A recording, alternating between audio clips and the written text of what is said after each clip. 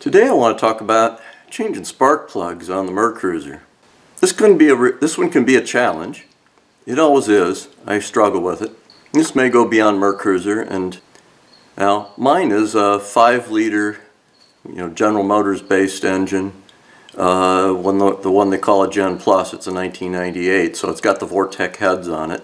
Today that engine's been discontinued, and I've got a V6, a Mercruiser V6, and I haven't tried that one yet. But my bet is that it's probably not far off of this one. The challenge with changing spark plugs in one of these stern drives is that you have water-cooled exhaust manifolds. And the water-cooled exhaust manifolds intrude on the space you need. The casting gets really close to the edge of the spark plug, and so your sockets don't want to fit. Now on mine, the service manual has this really neat little, it just says, you might need a thin-walled socket. Okay, and I don't have an official thin-wall socket. I actually was starting to shop for one when I did this job, and I just didn't have time. Let me give you a few things here. Well, first of all, I'm changing the plugs in mine. I've had them out, going back together. So here's the plug that I broke. You can see the ceramic is cracked, and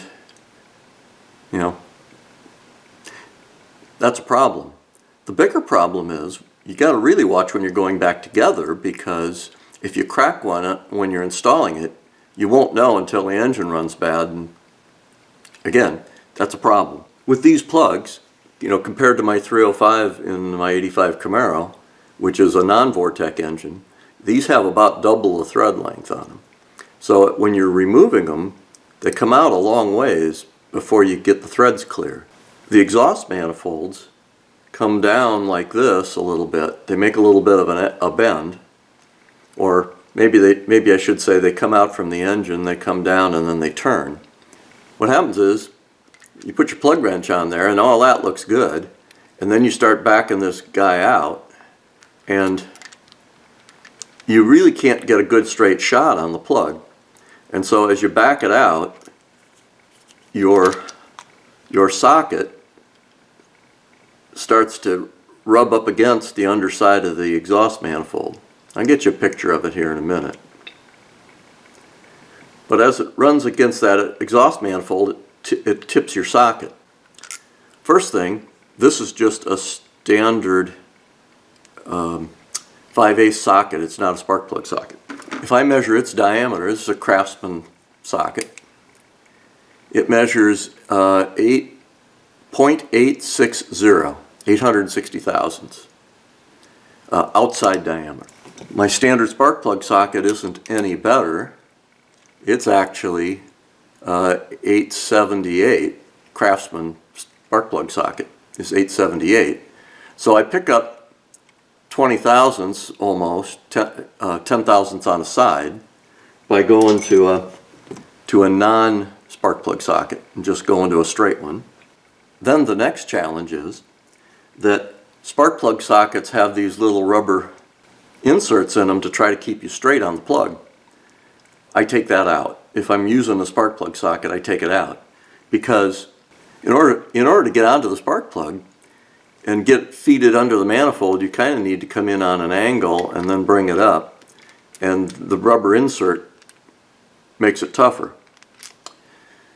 So right now, that was what I used to get them out, and then I still broke them. The real answer starts to be that you need something, well, there's two things. Right now, my strategy is use the socket to break it loose or to tighten it. But once you have it broken loose, you need to take it out with your fingers and put it back in with your fingers. Because as you start backing that plug out, you get tighter and tighter and tighter, and that's how I broke it.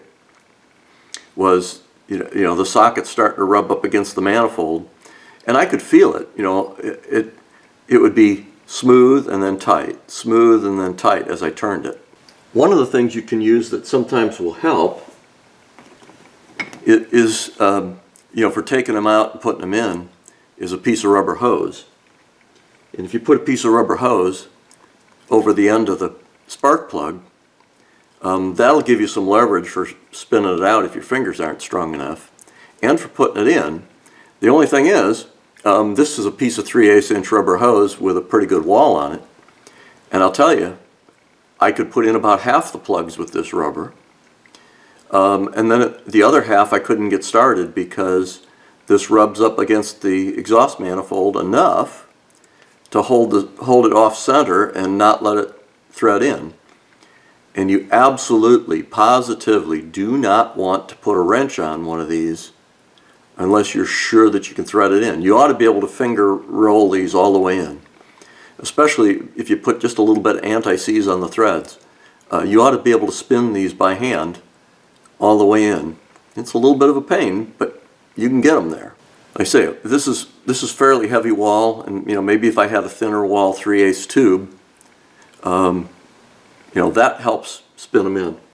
In looking at other sockets online, I said I was looking to see if I could buy one online. These are about, I said around 860 is the thinnest one I got. And I was looking for a 12 point in the stores, and I couldn't find a 12 point. Everybody's got 6 point, and I found there are some companies that make thin wall sockets, and the one I saw was advertised that instead of 860, it was a 12 point that went down to 820, and 820 is another 40 thousandths, which would be 20 thousandths on the side. That might be enough. I'm going to get one of those for the future and see how it works. I did try this one with a universal joint in it. I bought one of these, and it measures out to 862, and it's kind of nice because it's shorter, and it gets when you get to the universal joint, it gets smaller in diameter. But even this one isn't the right solution, because once you get it on the plug, you can get this corner behind the manifold, and then it doesn't want to come off again. So I found that one to be a little iffy. I've got it, I'll try it, but I've had it stick on 2 spark plugs already, trying to get, I tried to see if I could use that by hand to get it back in. And I took the rubber insert out, and still. The other thing you could look at is a non-conventional, I'm going to call it. This one, I don't even know where I got this. This one I've had in my box for a long time. It's actually bigger than 5/8. It's almost 11/16. It's 670 inside, so it's between 5/8 and 11/16. It's kind of loose on the plug. Kind of rattles around. But this one tapers all the way out, and I said 720. At the back end, it's, or I said 820. At the back end, it's 790. At the front end, it's 880. But because it's smaller as it goes out, I can get this one on there, and I can probably drive it from the back side. I also have a couple of these, what they call universal small engine ones. This one came in a package all nested together. And actually, it had little spring-loaded buttons in here to kind of like it act as a stop for the spark plug, so the spark plug didn't go in too far. But then that button was sticking out and hitting the exhaust manifold, so I took that out. This one would be pretty good because the 5/8 end is 820, which is thin wall. And except though that you get to the back end and it's made for 2 different size spark plugs. And so it's 880 on the back end, which is about the same size as one of my regular spark plug wrenches. But this one works pretty good too. It'll rub. Strategy is run them in finger tight till they seat. Then you get the maximum down, then get a wrench on here and then torque them down. Right now I've got the plugs all in. They're all in finger tight and down to the seat. One other thing is when you're taking the plugs out, these Mercruiser wires are really tenacious and they really grab on the end of the plug. And you want to turn the boots and break them loose, but then the metal clip on the end of the plug, it's really tight, and you got to get underneath the manifold and behind the water hoses. Especially the front ones are really hard.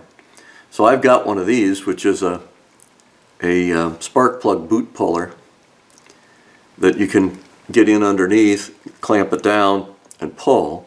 And even at that, I mean, it probably took me close to an hour to get all the doggone plug boots off. They're not easy. It helps sometimes to put some of the silicone dielectric grease for spark plug, that they make it for the wires, put a little grease on them, and then at least the boots don't stick as much. So that's my best story. You also don't want to over torque these plugs. Depends on which engine you have and which plug. These tapered seats, they only take like, I think they tell you if you can't get a torque wrench on them, which is probably true on a lot of these, that you want to go 1/8 of a turn from where they seat, and that's all you need. I believe the spec in the book is 15 foot-pounds if you have a used head and 20 foot-pounds if you have a brand new head. Well, most of the time we're not working with new heads, so it'd be 15. And you don't want to over torque them because the tapered seat bites pretty good, yet you don't want to be loose and have them rattle out. In any case, I'm going to show you what this looks like underneath. Alright, so that's where the plug sits, and you can see there's the exhaust manifold over the top, and there is a recess for that exhaust manifold for you to get your socket in, but it's it's just a cast surface, so it's it's not machined to a specific clearance, so each plug may be a little different. I say there you can see the plug, and you can kind of see that the end of the plug comes almost to the edge of the exhaust manifold. If I can get her better. If you come down this way, you can see that the tip of the plug is just about even with it. So as you back the plug out, your socket runs, is going to want to rub up against that manifold, and if the manifold starts guiding it sideways on the plug, it'll bind up and you'll crack the insulator. Not a fun thing. There's the other one in the back. Get another look at it here. And so they have these nice little recesses, but you need a really thin wall socket to get on it. So you can see that's where my universal joint socket goes, and you can see that the back end of it, as you start backing the socket off and backing the plug out, is going to want to get up against that manifold. Now here's my universal sheet metal one. That one actually goes on there pretty good, and you can see it makes it all the way back to past the back of the manifold.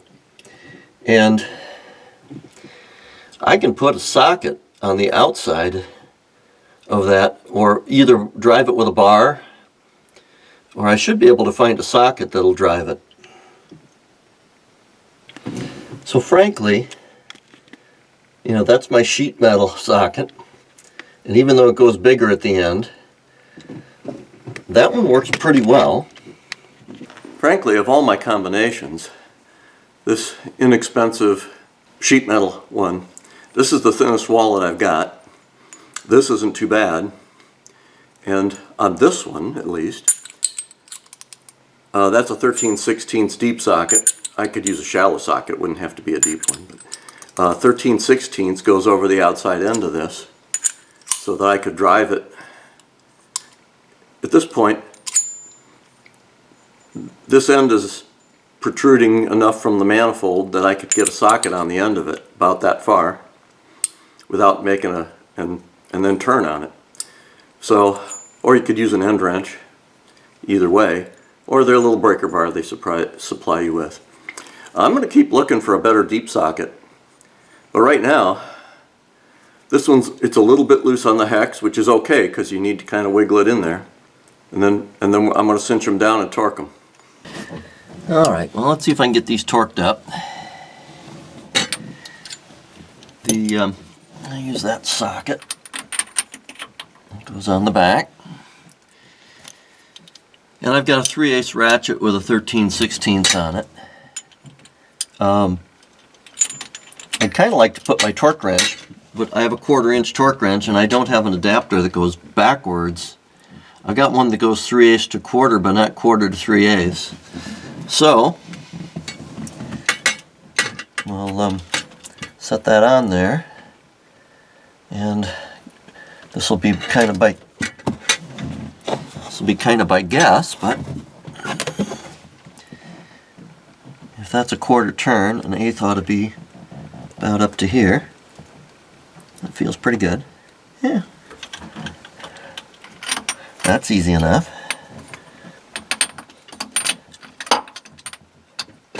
Let's see if I can find it. Come on. There it is.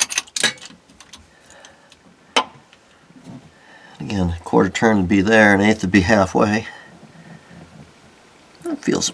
I mean, you're doing them by feel. I'd rather do them by torque, but... So they want 15 foot-pounds, which is 15 pounds at a foot. This is less than a foot. It's probably half that. So you need to put probably 30 pounds on the wrench. Make sure I get on this one properly. There we go. Because that one goes over the top of the manifold drain hose.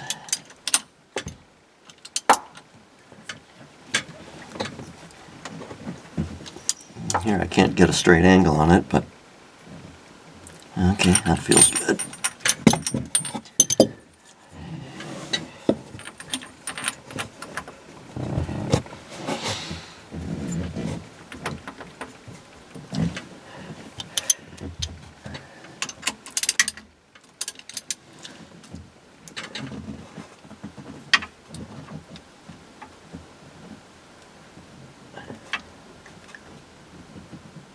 Okay, that feels tight.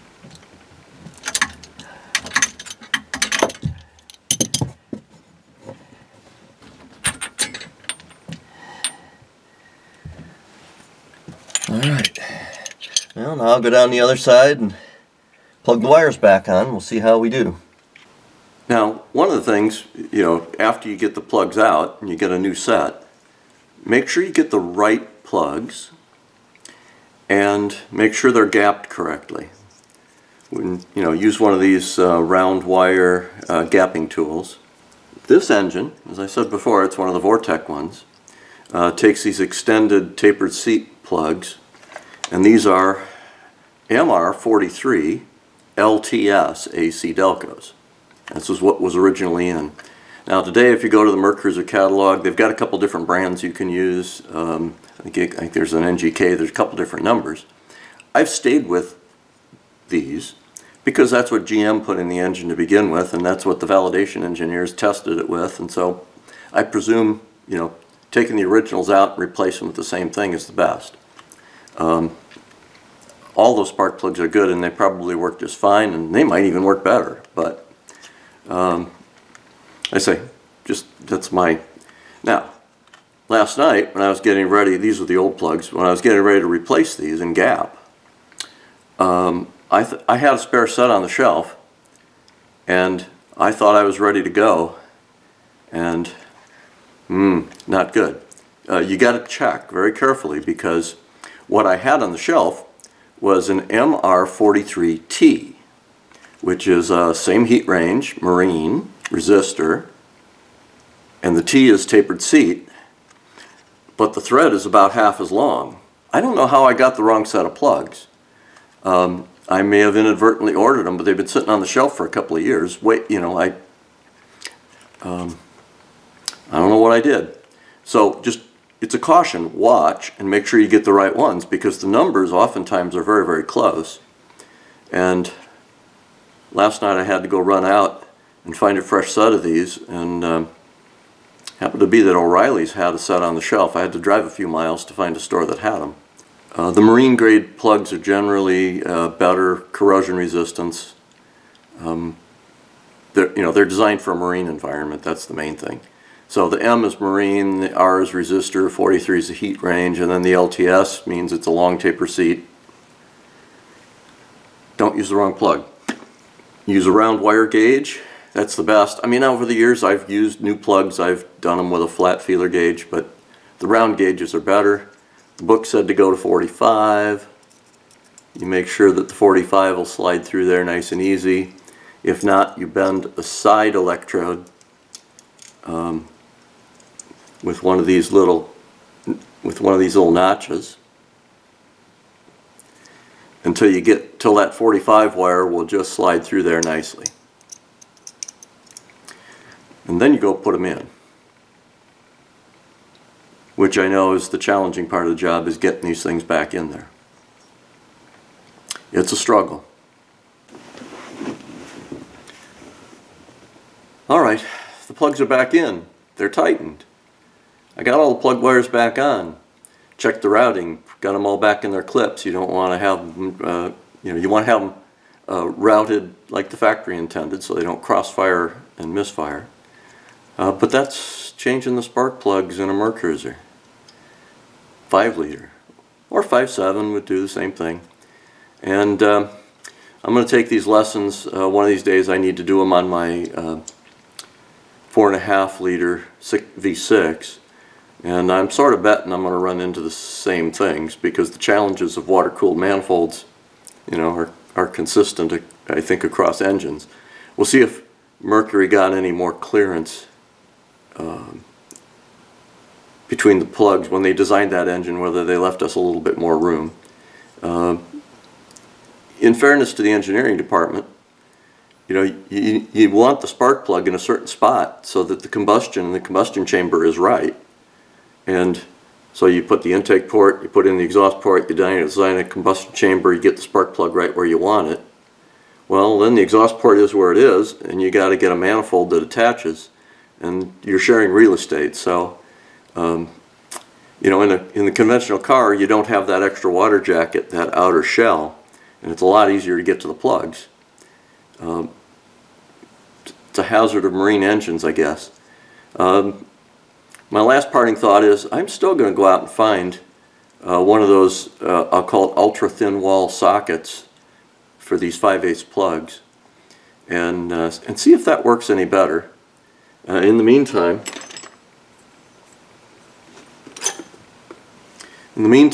my sheet metal one did a pretty darn good job, and I'm going to put that in my boat kit for a while. On the topic of spark plugs and getting spark plugs out, after I got them back in using the sheet metal tools, I decided to go see if I could find an extra thin wall, super thin wall socket. And I did. I purchased one through Amazon, had it delivered. This one's by a company called Masha. It's a nice tool, made in Taiwan, 16mm swivel magnetic. It's a 12 point, and they advertised, what the diameter of the socket was, and I don't remember precisely what they said, but it was around 810 or 820. They had it in metric. I converted it.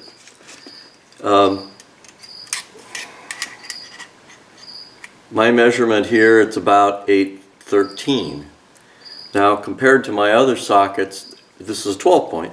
Compared to my 6 point sockets, the best I could get was about 860, 850. So it's, 40 thousandths, it's 20 thousandths on the side better. I'm not going to belabor it. It doesn't work. I just went in here a few minutes ago, pulled number 5, that's the one I broke the last time, and tried this.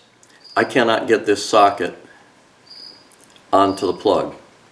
It's magnetic, it's very short, it fits snugly, which it ought to do, but the exhaust manifold is here, and you kind of need to put the socket up like this. It doesn't still quite go straight, and I can feel that it's rubbing up against the manifold. And in some places, actually, this one would be better if it was 820 up front and then was thinner back here. You know, I think this rib is back here is about where it's hitting the manifold. Maybe the last one, I can't tell. But what you kind of need is one that's thin wall up front, but as you go back, tapers. And that's what those stamped sheet metal ones are that I was using. I think those are probably the hot ticket. I'm going to kind of keep looking around for a better socket, but I would have thought this was golden, and it's not. Now, I've got other things I can use this one for. It'll still be handy. It's, you know, $20 with shipping and all. It's still well spent, and I say I'll get my use out of it. But for plugs on the Mercruiser, still not good enough. I'm going to keep looking, but best thing I found so far is those cheap universal sheet metal pieces. That's all for now.